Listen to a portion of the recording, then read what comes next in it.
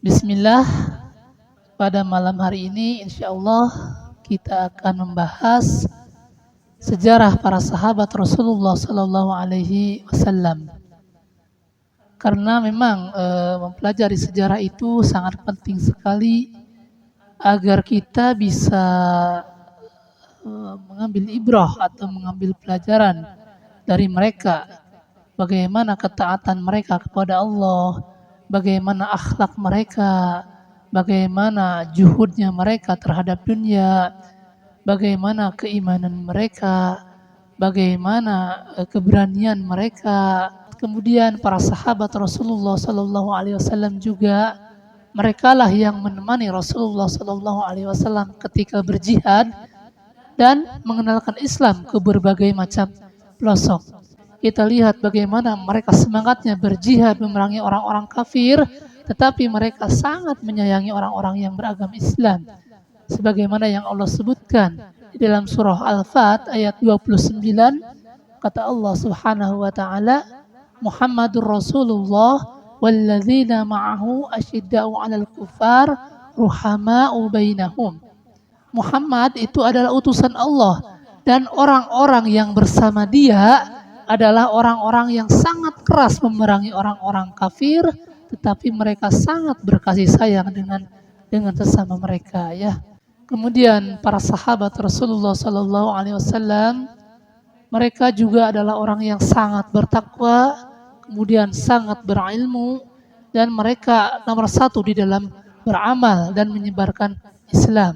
Dan merekalah para sahabat yang mendampingi Rasulullah Sallallahu Alaihi Wasallam ketika menyebarkan Islam, dari mulai Islam muncul, dan mereka pula para sahabat yang membersihkan ajaran-ajaran jahiliyah, kemudian mereka kembalikan kepada agama yang murni, yakni kepada agama Islam. Nah, oleh sebab itu malam hari ini insya Allah kita akan menjelaskan bagaimana perjuangan para sahabat dalam menyebarkan Islam, bagaimana ketakwaan mereka, bagaimana keimanan mereka, bagaimana akhlak mereka dan keberanian mereka ketika memerangi orang-orang kafir untuk diajak masuk ke dalam Islam. Insya Allah malam hari ini kita akan membahas seorang sahabat yang mulia yang bernama Abdullah bin Rawahah radhiyallahu anhu, ya.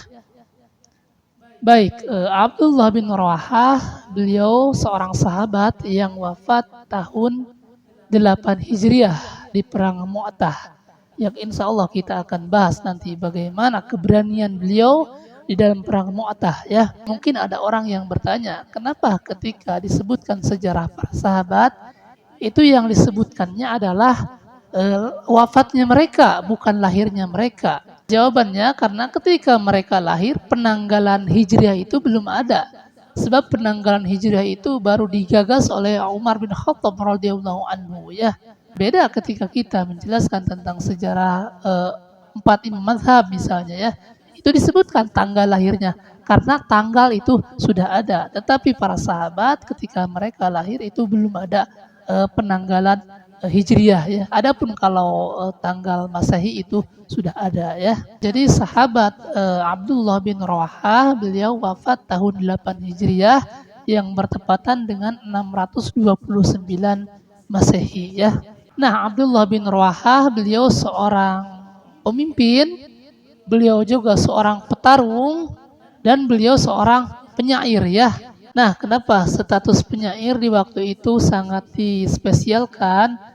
Karena memang syair di zaman itu dipergunakan untuk membantah orang-orang musyrik dan untuk membantah orang-orang kafir, ya.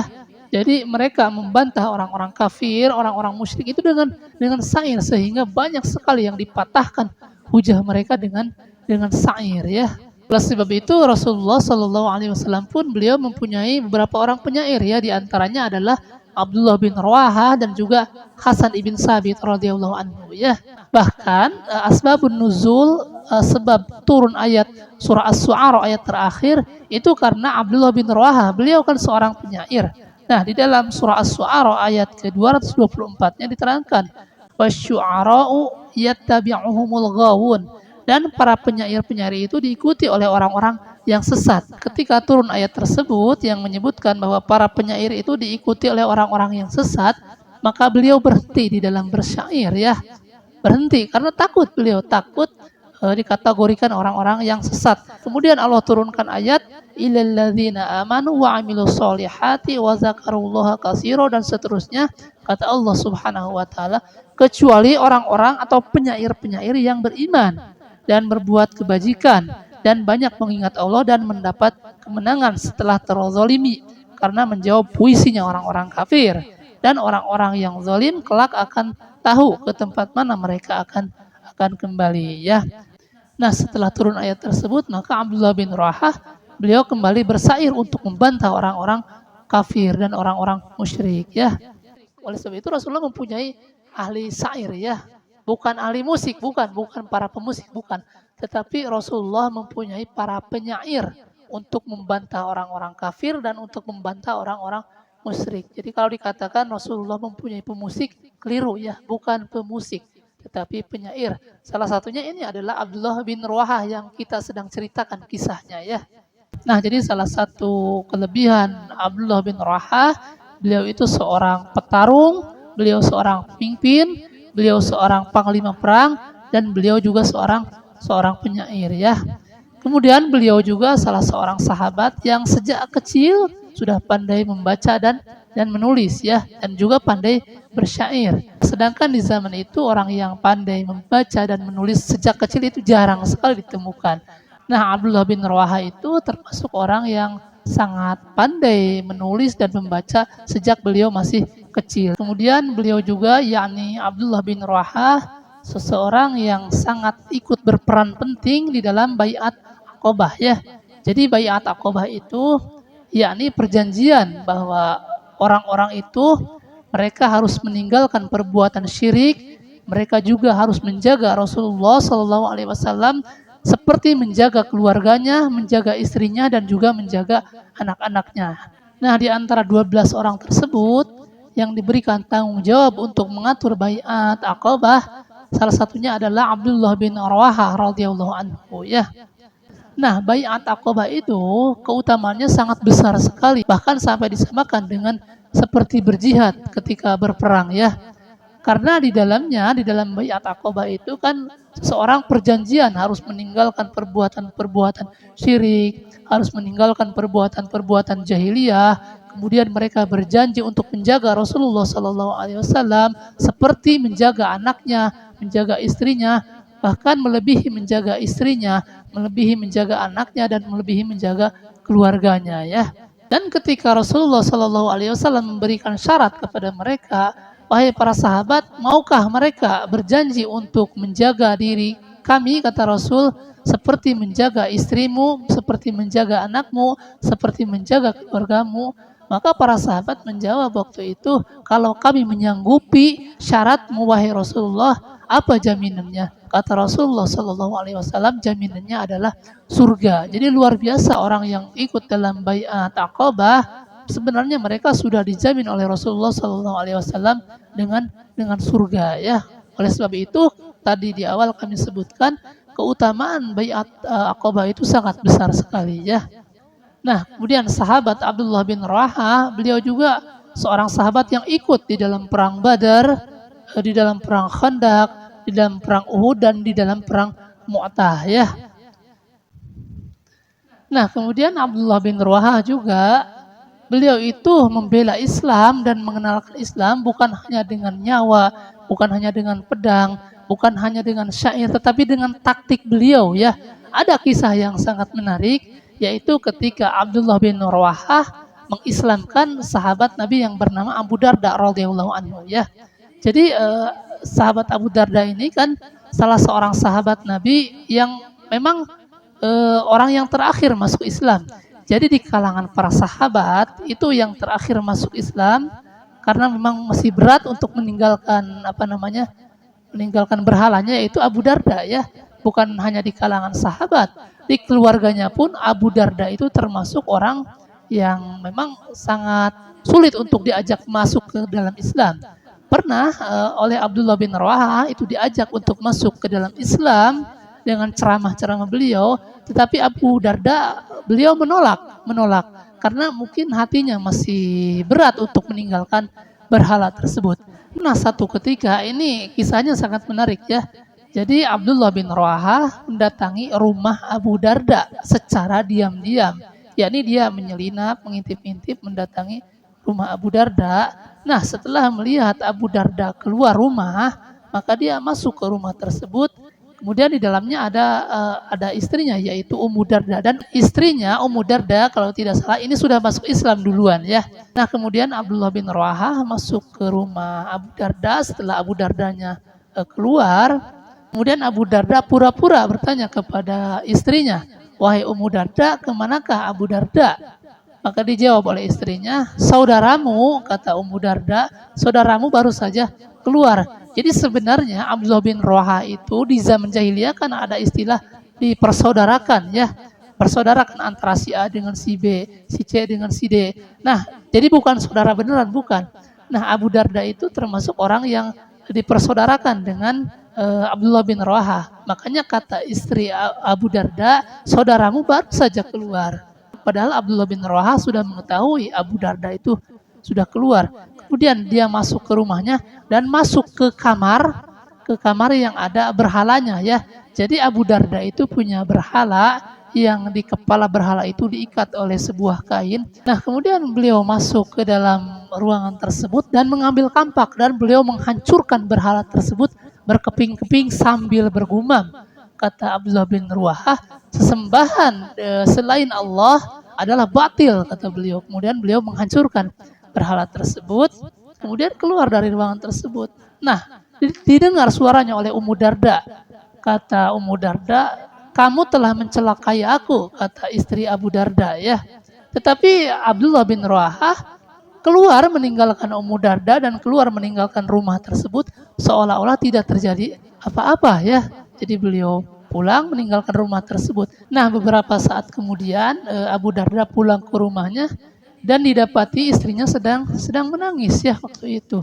Kemudian Abu Darda bertanya kepada istrinya, "Wahai istriku, apa yang terjadi sehingga membuat kamu menangis?" Kata istrinya, "Tadi saudaramu Abdullah bin Rawahah datang ke sini dan melakukan perbuatan seperti yang kamu lihat, yaitu menghancurkan berhalamu."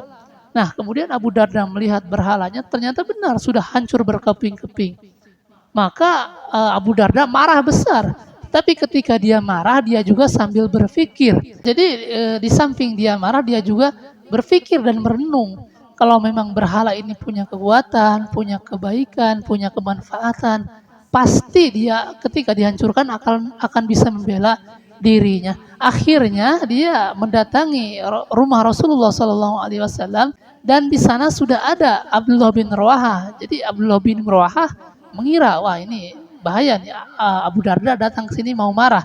Tapi ternyata setelah Abu Darda datang ke rumah Rasulullah SAW, beliau mengucapkan 2 kalimat syahadat dan beliau masuk ke dalam Islam sebagaimana diterangkan di dalam kitab Al-Mustadrak ala As-Sahihain ya, di juz ketiga halaman 380 ya. Nah, itu salah satu trik yang dilakukan oleh Abdullah bin Rawahah. Jadi beliau di samping mengenalkan Islam dengan ceramahnya, dengan pedang, dengan nyawa, beliau juga mengajak orang masuk ke dalam Islam dengan trik-trik beliau ya. Salah satunya itu yang dilakukan beliau, menghancurkan berhala Abu Darda sehingga Abu Darda masuk ke dalam Islam ya. Nah, kemudian Abdullah bin Rawahah juga salah seorang sahabat yang memang beliau sangat gemar sekali melaksanakan ibadah puasa ya. Pernah waktu itu kata Abu Darda yang meriwayatkan, pernah waktu itu kami kata Abu Darda sedang bersama para sahabat dan juga sedang bersama Rasulullah SAW sedang menempuh perjalanan. Waktu itu panas sekali kata Abu Darda, hingga kami semua meletakkan tangan kami di atas kepala begini ya untuk melindungi agar tidak kepanasan ya, saking panasnya waktu itu.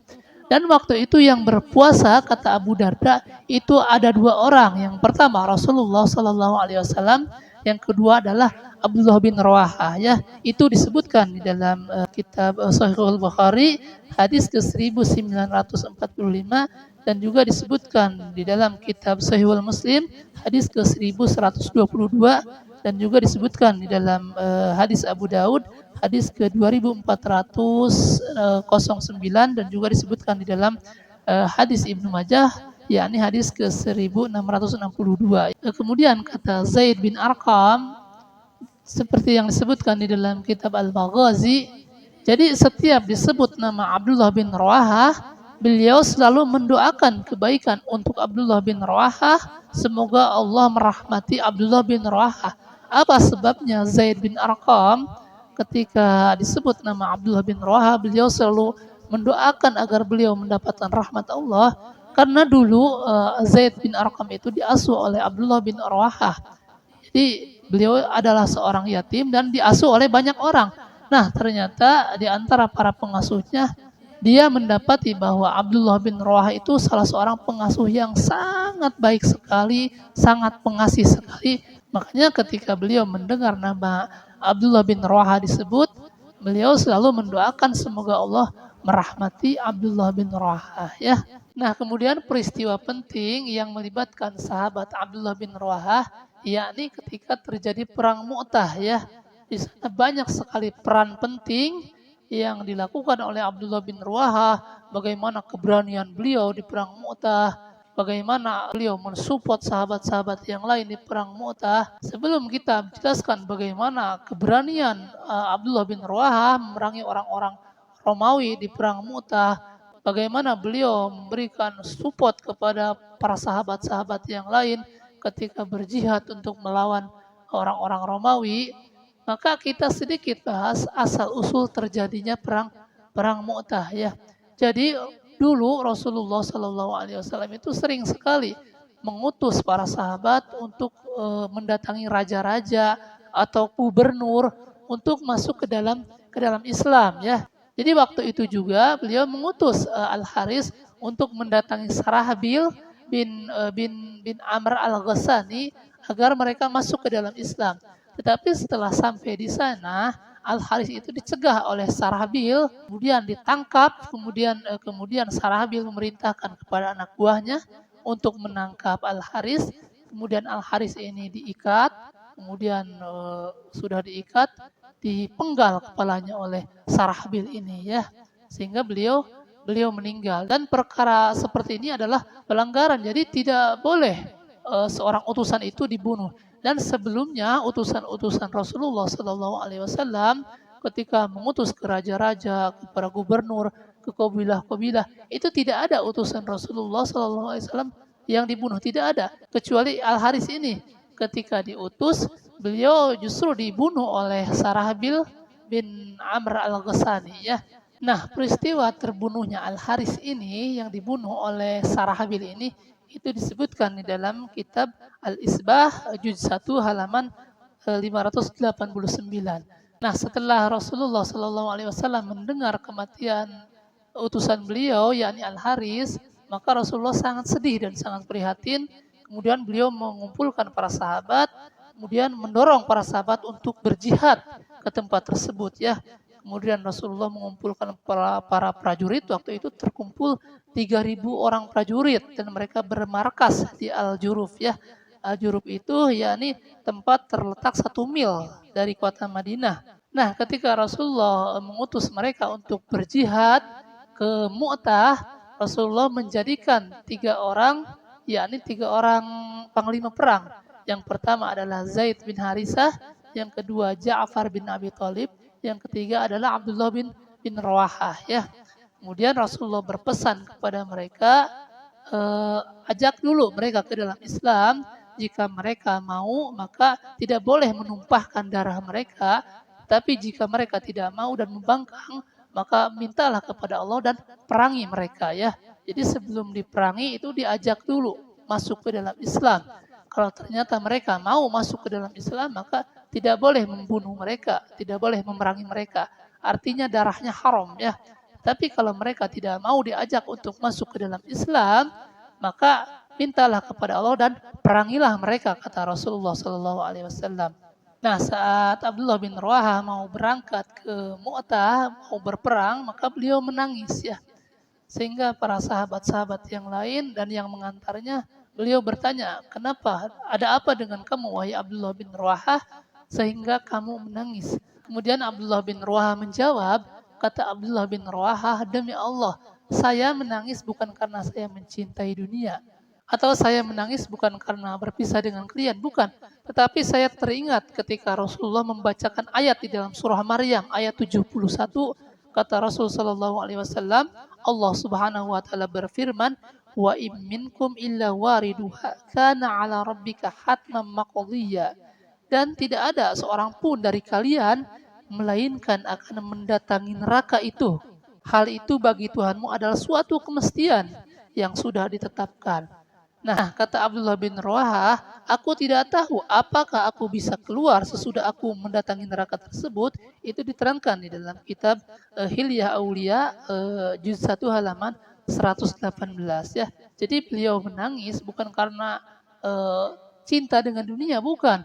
Tapi beliau mengingat ketika Rasulullah membacakan ayat di dalam surah Maryam bahwa tidak ada seorang pun dari kalian kecuali akan mendatangi neraka ya.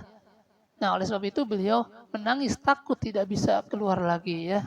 Kemudian Abdullah bin Rawaha membacakan syair, aku memohon ampunan kepada Ar-Rahman dan tebasan bercabang yang memancarkan buih atau tusukan di kedua tangan orang merdeka yang mematikan dengan tombak yang menembus perut dan jantung hingga dikatakan bila seorang melewati jasadku, Allah membimbing orang yang berperang dan dia terbimbing. Kemudian Abdullah bin Rawaha mendatangi Rasulullah Sallallahu Alaihi Wasallam. Kemudian beliau mengucapkan selamat tinggal dan berkata kepada Rasulullah, Allah meneguhkan kebaikan yang engkau bawa seperti peneguhannya kepada Musa dan kemenangannya seperti orang yang dimenangkan. Sesungguhnya aku mengendus kebaikan pada dirimu secara nyata dengan sebuah firasat yang berbeda dengan apa yang mereka lihat. Engkau adalah utusan, siapa yang tak mendapatkan kebaikannya. Kedudukan di depan Rasulullah telah direndahkan oleh takdir ya. Itu adalah syair-syair yang dibacakan oleh Abdullah bin Rawaha karena beliau seorang ahli syair ya. Kemudian tadi lupa dibahas, tadi kan disebutkan bahwa 3.000 prajurit itu dipimpin oleh 3 orang. Yang pertama dipimpin oleh Zaid bin Harisah, kemudian oleh Ja'far bin Abi Thalib, kemudian oleh Abdullah bin Rawaha. Nah, ketika Rasulullah menunjuk 3 orang tadi, Rasulullah memerintahkan bahwa panji atau bendera nanti dipegang oleh Zaid bin Harisah ya. Zaid bin Harisah itu adalah anak angkat Rasulullah Shallallahu Alaihi Wasallam dan nanti kita akan terangkan juga kisahnya insya Allah ya. Nah, kata Rasulullah, nanti panji atau bendera itu dipegang oleh Zaid bin Harisah. Kalau Zaid bin Harisah terbunuh, maka panji itu dipegang oleh Ja'far bin Abi Thalib ya. Nah, kalau Ja'far bin Abi Thalib itu terbunuh juga yang memegang panji, maka panji tersebut atau bendera tersebut nanti harus dipegang oleh Abdullah bin Rawaha. Jadi 3 orang tersebut yang Rasulullah perintahkan untuk memegang panji atau bendera. Karena di dalam dunia perperangan itu orang yang memegang panji itu sangat penting ya. Karena kalau panjinya jatuh atau benderanya jatuh, maka dianggap kalahlah perang mereka ya. Oleh sebab itu Rasulullah memilih 3 orang yang gagah berani, yakni Zaid bin Harisah, Ja'far bin Abi Thalib dan Abdullah bin Rawaha untuk memegang panji atau bendera ya. Kemudian mereka para pasukan berangkat membawa wasiat-wasiat Rasulullah dan didoakan oleh kaum muslimin di sana ya. Kemudian para pasukan terus bergerak hingga mereka singgah di Ma'an atau Mu'annya di bumi Syam. Nah, orang-orang mendengar bahwa Kaisar Heraklius tiba di Ma'ab dengan pasukannya yang berjumlah 100.000 orang Romawi ya. Jadi musuhnya Rasulullah waktu itu, yakni yang dipimpin oleh Kaisar Heraklius, itu membawa pasukan 100.000 orang pasukan Romawi. Nah, jumlah mereka itu masih ditambah. Tadi kan yang 100.000 orang itu yang dari Romawi di bawah pimpinan Kaisar Heraklius. Kemudian masih ditambah lagi pasukan mereka ditambah dengan kabilah-kabilah Arab yang beragama Nasrani, kemudian dari Lakham, kemudian dari Jud'zam, dari Al-Qain, dari Bahra, dan dari Bali, dan jumlah mereka itu 100.000 orang. Jadi jumlah mereka lawannya pasukan Rasulullah adalah 200.000 orang ya. Jadi nanti 200.000 orang melawan 3.000 orang. Itu jadi kita bisa bayangkan bagaimana mereka melawan ya. Jadi kalau dibagi saja itu satu orang melawan berapa orang ya. Nah, ketika mereka mendengar jumlah mereka dengan perlengkapan mereka, maka para sahabat saling bercerita dengan sahabat yang lain. Yang satu mengatakan bagaimana kalau kita menulis surat kepada Rasulullah SAW. Semoga Rasulullah bisa menambah jumlah. Kemudian sahabat yang lain juga mengusulkan begini. Ya bagaimana tidak keder mendengar jumlah mereka 200.000 orang, sementara pasukan kaum muslimin itu 3.000 orang. Nah, ketika para sahabat sedang bimbang dengan jumlah mereka, maka Abdullah bin Rawahah radhiyallahu anhu, beliau yang mengambil sikap. Kata beliau kepada para sahabat yang lain, wahai kaum muslimin, demi Allah sesungguhnya apa yang tidak kalian sukai adalah apa yang kalian cari ya. Jadi yang tidak disukai itu adalah kematian. Dan ini yang dicari, yakni nanti mati dengan mati syahid. Kita kan sedang berjihad. Tujuan kita untuk mati syahid. Makanya beliau mengatakan, wahai kaum muslimin, sesungguhnya yang kita takuti yaitu kematian, itu yang kita cari ya. Sebab kita sedang mencari mati syahid untuk berjihad agar kita masuk ke dalam surga. Kemudian kata beliau, kita tidak berperang dengan jumlah, kita tidak berperang dengan kekuatan, dan juga kita tidak berperang melawan mereka kecuali untuk menegakkan agama Allah. Nah, ketika para sahabat yang lain mendengar seruan dari Abdullah bin Rawahah, maka semangat mereka kembali bangkit. Benar, kita berperang bukan untuk jumlah, tetapi kita berperang untuk mati syahid dan untuk menegakkan agama Allah, kata para sahabat ya. Nah, setelah para sahabat semangatnya kembali, kemudian Abdullah bin Rawahah melanjutkan kata-katanya, kata beliau, kita berangkat karena di depan kita ada satu dari dua kebaikan. Yang pertama, kita menang. Yang kedua, ketika kita mati atau kalah, kita mati syahid. Jadi dua-duanya adalah kebaikan. Ketika kita menang, kita sudah mendapat kebaikan. Tetapi ketika kita meninggal, ketika kita gugur, maka kita mati syahid. Jadi dua-duanya adalah kebaikan. Nah, setelah mendengar pernyataan Abdullah bin Rawahah, para sahabat kembali bangkit semangatnya. Kemudian para sahabat mengatakan, Abdullah bin Rawahah berkata benar. Maka mereka sepakat untuk maju. Kemudian kaum muslimin meninggalkan markas mereka di Ma'an atau Mu'an, dan mereka berangkat ke utara hingga ketika mereka tiba di pinggiran Balqa, mereka bertemu dengan pasukan orang-orang Romawi dan orang-orang Arab di sebuah desa, di desa Balqa yang bernama Masyarif ya. Kemudian musuh mendekat dan kaum muslimin menepi ke sebuah desa yang bernama Mu'tah ya. Oleh sebab itu perang ini dinamakan perang Mu'tah karena terjadinya di sana nanti ya. Nah, ketika perang mulai berkecamuk, maka Abdullah bin Rawahah memegang panji atau bendera tersebut, yang sebelumnya panji tersebut atau bendera tersebut itu dipegang oleh Zaid bin Harithah. Kemudian Zaid bin Harithah gugur waktu itu. Berlangsunglah perang, kemudian saling serang, saling tebas, maka Zaid bin Harithah pun gugur. Waktu itu disebutkan, diriwayatkan di dalam kitab Sahihul Bukhari, di dalam kitab Al-Janaiz, bahwa Zaid bin Harithah itu dipotong menjadi dua bagian badannya, dan di badannya ada 30 luka ya. Nah, setelah Zaid bin Harithah gugur yang badannya menjadi dua bagian dan lukanya banyak sekali, diterangkan ada 30 luka Zaid bin Harithah, maka panji tersebut diambil oleh Ja'far bin Abi Thalib ya, karena panji itu tidak boleh jatuh. Kalau jatuh ya sudah dianggap kalah. Jadi ketika Zaid bin Harithah gugur, maka diambil oleh Ja'far bin Abi Thalib ya panji tersebut. Nah, kemudian Ja'far bin Abi Thalib dikepung oleh mereka dan semua pasukan itu mengarah ke Ja'far bin Abi Thalib, sehingga diterangkan bahwa beliau itu sedang naik kuda yang berwarna coklat. Kudanya itu saking banyaknya orang Romawi waktu itu mengepung Ja'far bin Abi Thalib, maka kudanya itu sampai tidak bisa bergerak. Kemudian beliau menyembelih kuda tersebut ya. Dan itu kisahnya diterangkan oleh Yahya bin Abbad bin Abdullah bin Az-Zubair. Beliau meriwayatkan dari bapaknya Abbad, dia berkata, bapakku yang istrinya menyusuiku, dia dari Bani Murrah bin Auf, dia hadir dalam perang Mu'tah. Jadi beliau hadir di perang Mu'tah. Dia berkata, demi Allah, kata beliau, seolah-olah aku masih dapat melihat Ja'far bin Abi Thalib ketika dia turun dari kuda coklatnya, kemudian dia menyembelih kudanya, kemudian dia berperang sambil berkata. Jadi ketika dia berperang, dia sambil berkata, sambil bersair. Kata beliau, aduhai surga, betapa dekatnya ia, sangat baik dan minumannya dingin. Romawi adalah orang-orang mabuk, siksa mereka telah dekat. Orang-orang kafir yang nasabnya jauh, jika aku bertemu dengan mereka, maka aku akan menebas mereka. Demikian diterangkan di dalam kitab Al-Bidayah wan Nihayah, juz 4 halaman 244, dan di dalam kitab Syiar A'lam An-Nubala, juz 1 halaman 210 ya. Kemudian Al-Imam Ibnu Katsir, beliau mengutip dari Ibnu Hisam dalam sirah, dia berkata bahwa seorang ahli ilmu yang aku percaya menyampaikan kepadaku bahwa Ja'far bin Abi Thalib, beliau memegang panji atau bendera dengan tangan kanannya. Kemudian tangan kanannya itu ditebas oleh musuh hingga tangan kanannya putus, kemudian dipegang oleh tangan kiri beliau.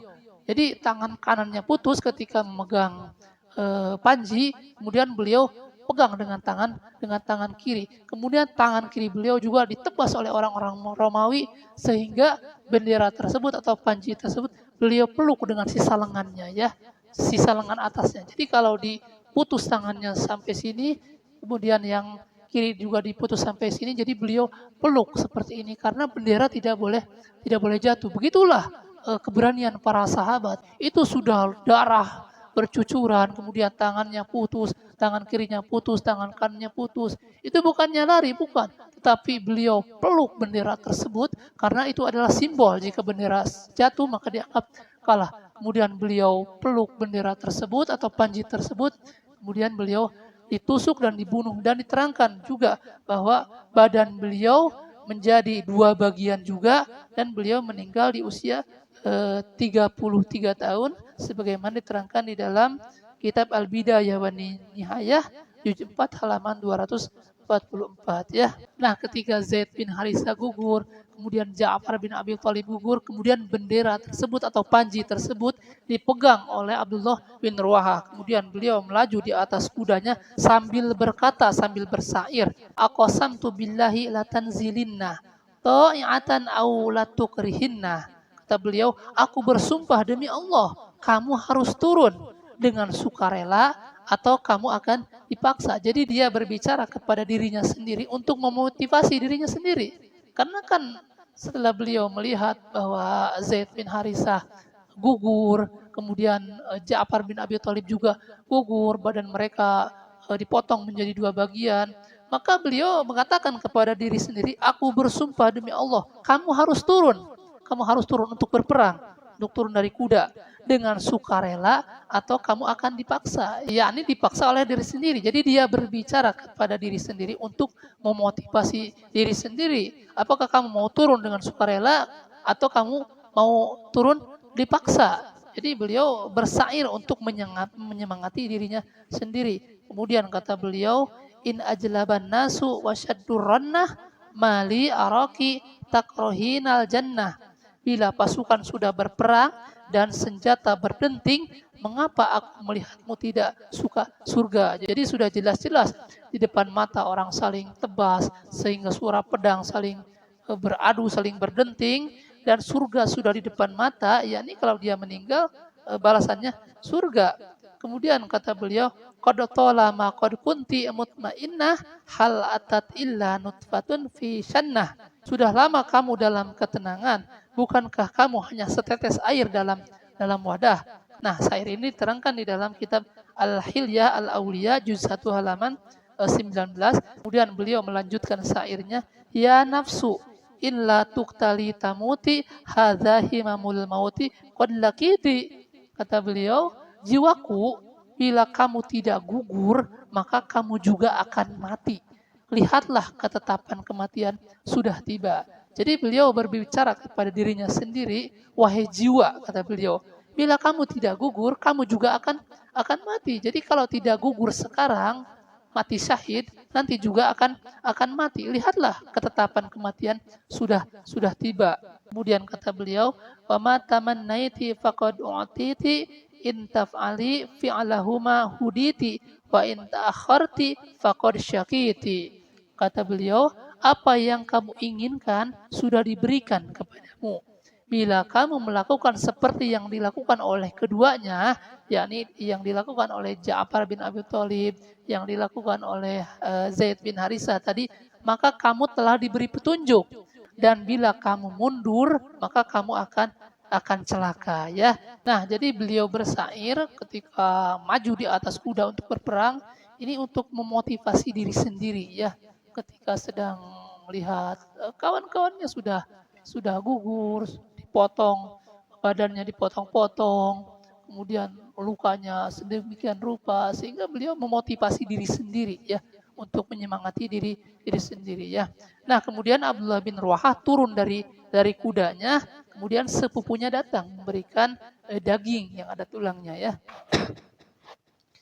Kemudian dia berkata kepada Abdullah bin Ruahah, wahai Abdullah bin Ruahah, tegakkanlah tulang sulbimu dengan ini, karena kamu telah menghadapi hari-harimu yang kamu hadapi.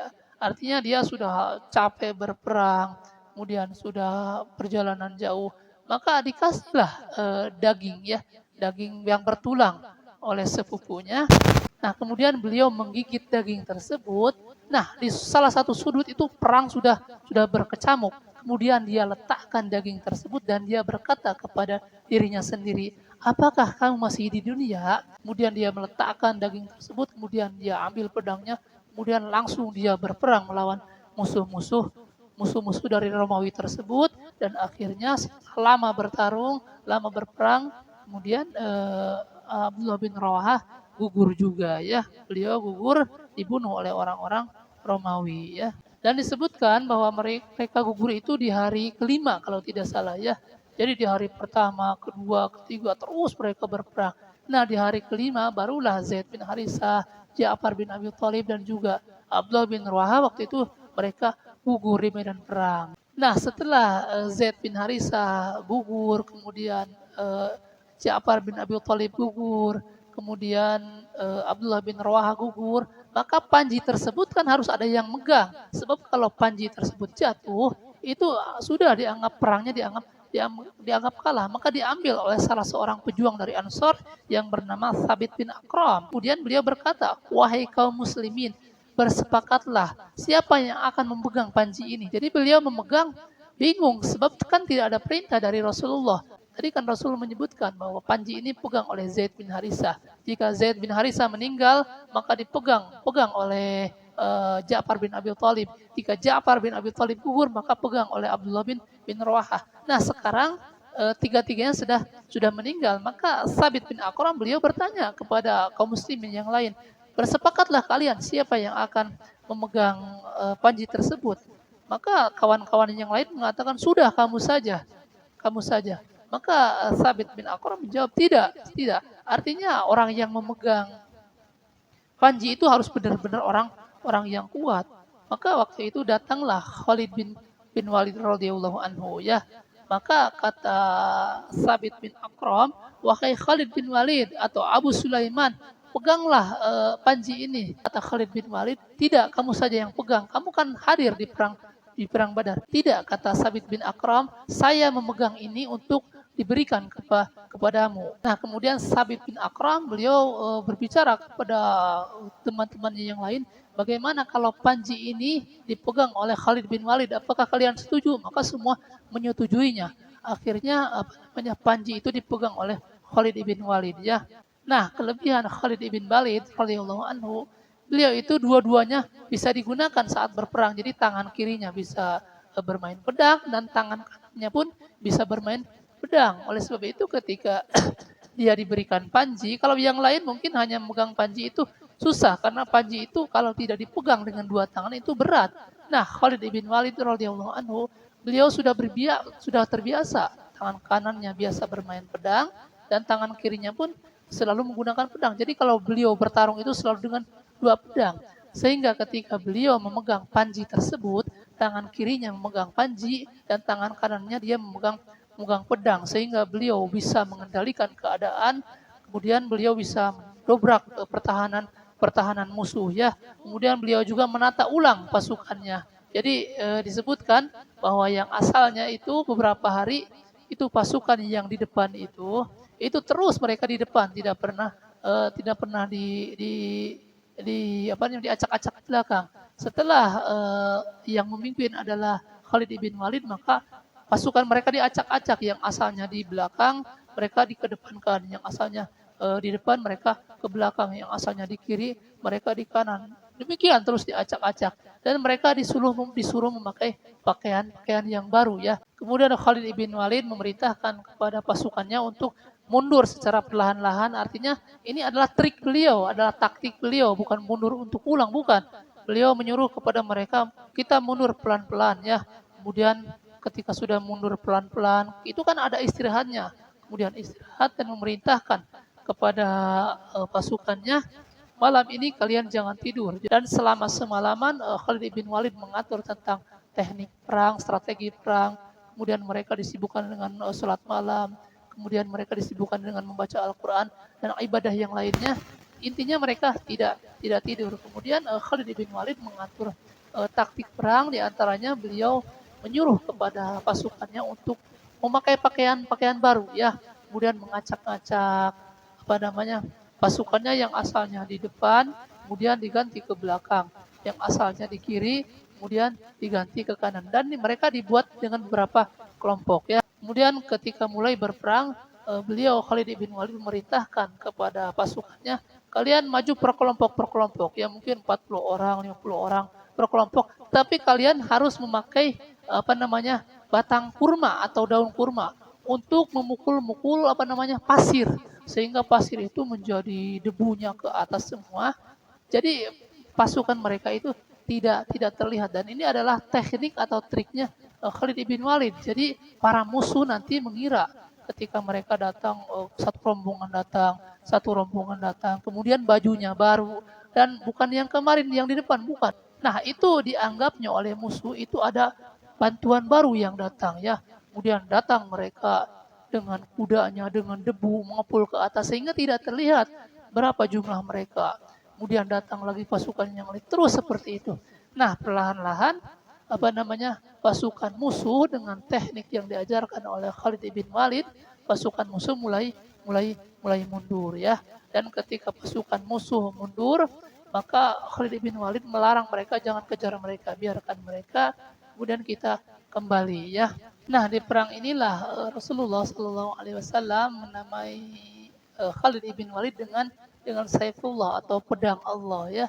Dan diterangkan yang meninggal di pasukan kaum muslimin ada yang menyebutkan cuma 3 orang, yaitu Zaid bin Harithah, kemudian Ja'far bin Abi Thalib, dan Abdullah bin Rawaha ya. Tapi di dalam riwayat yang lain ada yang menyebutkan 12 orang, yakni mungkin beberapa orang meninggalnya ketika sudah sampai rumah atau di perjalanan ya. Nah, setelah sampai ke Madinah, maka Rasulullah Shallallahu Alaihi Wasallam menyampaikan tentang gugurnya 3 orang panglima perang, yakni Zaid bin Harithah, kemudian Ja'far bin Abi Thalib, dan juga Abdullah bin Rawaha. Jadi ketika beliau mengatakan bahwa Zaid bin Harithah telah gugur, kemudian Ja'far bin Abi Thalib telah gugur, kemudian Abdullah bin Rawaha gugur, beliau berkata sambil menangis ya. Dan kaum muslimin juga waktu itu menangisi para syahid mereka di Mu'tah ya. Hasan ibn Sabit menyanjung mereka dan memuji Abdullah bin Rawaha. Dia berkata, mataku, berikan air matamu yang sedikit itu. Ingatlah ahli kubur dalam kesenangan. Kemudian berikanlah air matamu dan janganlah menyimpannya kepada laki-laki Khazraj yang merupakan seorang pemuka.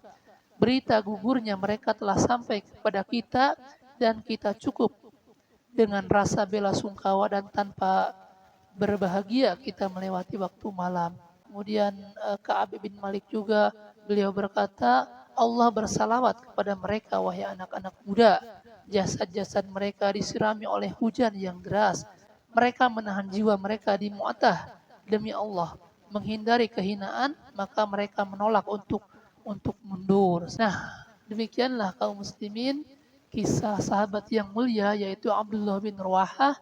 Beliau gugur di medan Mu'tah saat berperang di sana dan beliau gugur dalam keadaan mati syahid. Beliau gugur tahun 8 Hijriah ya. Demikianlah Ibn Ruwahah gugur sebagai syahid, ruhnya naik kepada Tuhannya. Dia telah menjual dirinya demi meraih ridha Allah. Surga adalah sebaik-baik tempat kembali untuknya. Nah, ini mungkin kisah singkat sahabat yang bernama Abdullah bin Ruwahah radhiyallahu anhu. Semoga kita dapat mengambil pelajaran dari kisah-kisah beliau ya. Subhanakallahumma wa bihamdika asyhadu an la ilaha illa anta astaghfiruka wa atubu ilaik. Assalamualaikum warahmatullahi wabarakatuh.